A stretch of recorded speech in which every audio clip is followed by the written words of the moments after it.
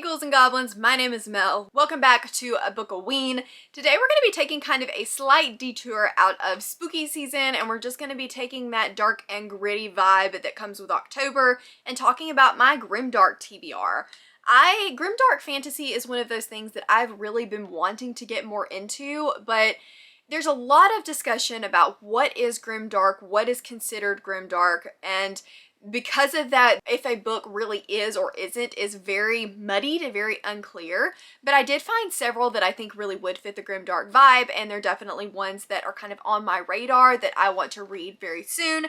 So I wanted to go through the top 10 with you guys today, just kind of sit down, chat about it, tell you about any of these books. If you don't know what grimdark is, it's really just a dark, hopeless type of story, typically a fantasy story. It can involve some really morally great characters, but just kind of that hopeless, dark feeling is very, very common, or is kind of the characteristic I feel like in a grimdark.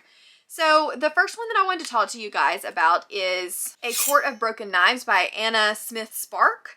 This is one that I've kind of seen around, heard that it is a great grimdark story, and I really don't know a ton about this one. I believe it is about an empire that has always kind of stood at the top, and they are full of riches and gold, and no one has ever been able to conquer them. But it's on the verge of invasion, and only one man can see that there's someone coming. It says, haunted by the dreams of the empire's demise, Oren has decided to act. He has to kill the emperor and then all who remain. Only from the ashes can a new empire be built. Sounds good. I know that it's a company of soldiers and a mission, and it seems really interesting. I'm not exactly sure, just reading this blurb, exactly where the grimdark is going to come from, but it is on almost every grimdark list that I have ever seen, so I feel like it's definitely grimdark, but again, I'm not super clear from this blurb where the grimdark is coming from. And then we have one called Godblind, and I believe this is by Anna Stevens. And this is about an empire that worships the red gods. We have Dom, who is one of the most powerful seers in generations, and he has been plagued by visions and prophecies. His people are devoted to the god of light and life, but he harbors some pretty dark secrets which are going to be exposed when Rillarin, an escaped Mercy's slave, stumbles in broken and bleeding into his village. And then we've also got one of the most powerful figures that is turning to dark rituals and bloody sacrifices of the red gods, and he's trying to wrest the throne from his dying father in the heart of the kingdom. We've got, it seems like, two warring sides, two sides of gods. We've got sacrifices. This one actually sounds really, really good, and I'm very interested to see what it's all about. Then we have The Mirror Empire by Cameron Hurley. This is one of a trilogy, and it's a tale of magic and war and then parallel worlds, which is something that you don't see very often, I feel like, in epic fantasy. So it says, on the eve of a recurring catastrophic event known to extinguish nations and reshape continents, a troubled orphan evades death and slavery to uncover her own bloody past, while a world goes to war with itself. So we've got a frozen kingdom, we've got a decimated city, we've got a dark star of a cataclysm, we've got desolate tundras and tropical, we've got some interesting climates, it seems like, in here, which is interesting. I don't see that a lot of times in fantasy. We've definitely got kind of an oppressed world and a orphan that's going to kind of come and save the day. I'm really interested in this one. It seems like there's also some civil war involved. There may be a little bit of a sci-fi element to this one. I can't really tell, but it does say Alien Empress, so I'm not sure if that's literal alien or if it just means like a odd empress of a sorts, but this one sounds really, really good, and I'm excited to get to it. Then we have one that's been on my radar for quite some time, and that is A Crown for Cold Silver by Alex Marshall. This one has, just like I said, it's been on my radar for a while now, and it's about Cobalt, who led 5 villainous captains and mercenaries into battle 20 years ago, and they were able to topple an empire, but there were no more titles to win and no more worlds to conquer, so she retired and gave up her legend to history. Now the peace that she's craved and carved out for herself has been shattered by the slaughter of her village, and she is obviously going to seek vengeance and will have to go up against some enemies, some allies, and an unknown army under a familiar banner. So it says 5 villains, 1 legendary general, a final quest for vengeance.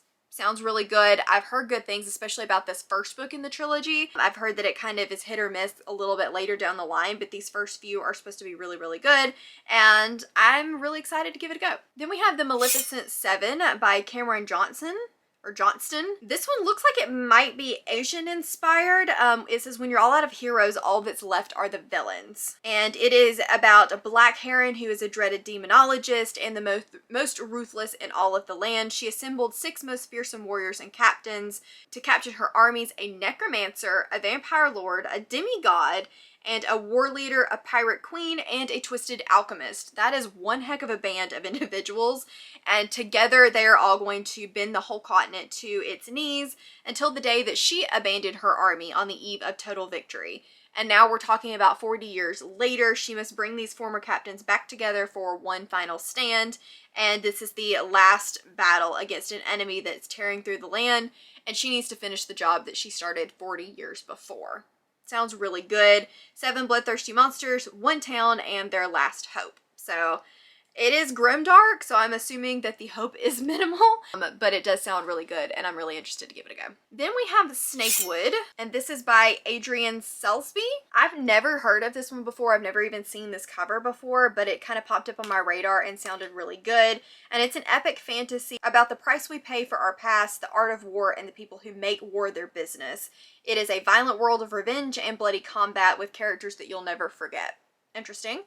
He's called Kalen's 20. He is a legendary band of ruthless mercenaries who give no quarter. They live only by the code of steel, blood, and coin, and they're aided by fight brews that give them an edge in battle. They're broken and seemingly forgotten, but now they're being hunted down one by one, drawn from multiple accounts compiled by a scholar investigating the legendary group's demise, who's also the son of one of the 20. Snakewood is a fantasy most inventive and rewarding. So this one sounds like it's told in a really interesting way, and I'm very, very curious to see how everything plays out here. Then we have a couple that are just very well known. The first is Prince of Thorns by Mark Lawrence. This one is kind of like the godfather of, it's known to be like the godfather of Grimdark. Both of these are pretty well known in the Grimdark sphere. Prince of Thorns starts, main character is 9, and he watched his mother and his brother killed in front of him. Then when he was 13, he became the band of bloodthirsty thugs. By 15, he intended to be king, but it's time for Prince Georg to return to the castle he's turned his back on and take back what's rightfully his. So it sounds like it's got some treachery, it sounds like it's got some revenge, and I know that it is very, very dark. Then we have The Blade Itself by Joe Abercrombie. Again, one that is well known in the grimdark sphere. I've heard this one is very character driven, especially in the first novel. Then we've got Logan, who is a barbarian. He's finally run out of luck. We've got a nobleman, we've got an inquisitor, and we've got a wizard. And there are multiple and murderous conspiracies that are rising to the surface, old scores that are ready to be settled, and a line between hero and villain is sharp enough to draw blood. Sounds very interesting. Super intrigued by it.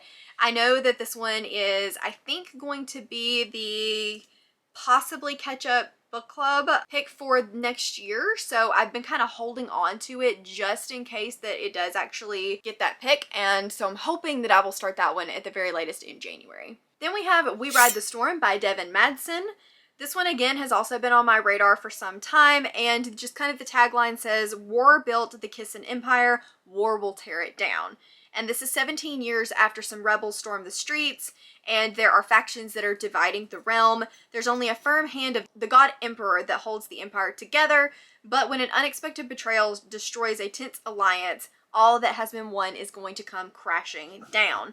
We've got a princess that is a prisoner in her own castle. We've got an assassin that is plagued by the voices of the dead. And on the border between nations, we have a captain and his warriors who are exiles that are forced to fight for war or die. As the empire dies, 3 warriors will rise. They will have to ride the storm or drown in its blood. Sounds very interesting. I mean, it does sound very, very much so like classic epic fantasy, but I'm intrigued to give it a try. I've heard pretty good things about this one, and I absolutely love the cover, so hopefully I enjoy this one as well. And then we have one that I think is sitting right behind me, and that is Priest of Bones by Peter McLean. This one I've had on my list for forever, and I just have not gotten to it yet. I do like that it is blurbed by Anna Stevens, who's the author of Godblind, so that's pretty good that maybe both of these are actually grimdark. And it's about a world where the war is over and an army priest is heading home with Bloody Anne by his side. But things have changed while he was away, and his crime empire has been stolen, and his people, have run out of food and hope of places to hide. He sets out to reclaim what was once his with the help of Anne, his brother, his new gang, and pious men. But he finds himself dragged into a web of political intrigue once again, and everything gets more complicated. So this one does sound like a political grimdark, and I'm very, very excited to read it. And last but not least, we have Blackwing by Ed McDonald. I read Ed McDonald's The Daughter of Redwinter earlier this year, and I liked it, but didn't absolutely love it. But I did kind of read some of the reviews that were saying if you didn't like that one, then you should still try Blackwing because they felt like they were written by different people. This one is a post-apocalyptic frontier, and it's a gritty fantasy about a man's desperate battle to survive his own dark destiny. It's saying hope, reason, and humanity, misery breaks them all. Under its cracked and wailing sky, the misery is a vast and blighted expanse. We have a bounty hunter who has breathed misery dust for 20 years, but he's ordered to locate a masked noblewoman at a frontier outpost, and he finds himself kind of in the thick of things. Only a formidable show of power from the very woman he is seeking repels the assault. Elizabeth is a shadow from the grim past, and together they stumble upon a web of conspiracy that threatens the end of the fragile peace. He is not ready for the truth about the blood he has spilled or the god he is supposed to serve. Sounds interesting. It sounds very gritty and different. It is what it seems like a post-apocalyptic kind of story, which you don't see very much in fantasy, especially grimdark. So super interested to give that one a try. So those are all 10 of the grimdarks that are kind of on my high priority fantasy list. I am excited to get to all of these. If there's one that I didn't mention that you think I should read, let me know down in the comments. There were several others that kind of popped up on my radar, but not all of them I was sure are actually grimdark fantasy, and I wanted to kind of lean into that darker side of things, like The Prince of Blood by Brian McClellan. That was one that kept popping up a lot, but to me it just didn't really seem that grimdark from what I've heard about it. So anyway, let me know down in the description if there's any that you would recommend me read. If you want to hang out with me a little bit more, you can find the links to my Patreon, Instagram, Twitter, and Goodreads all linked down below. If you enjoyed this video, please give it a big thumbs up, subscribe if you wanna, and I will see you guys in the next one. Bye!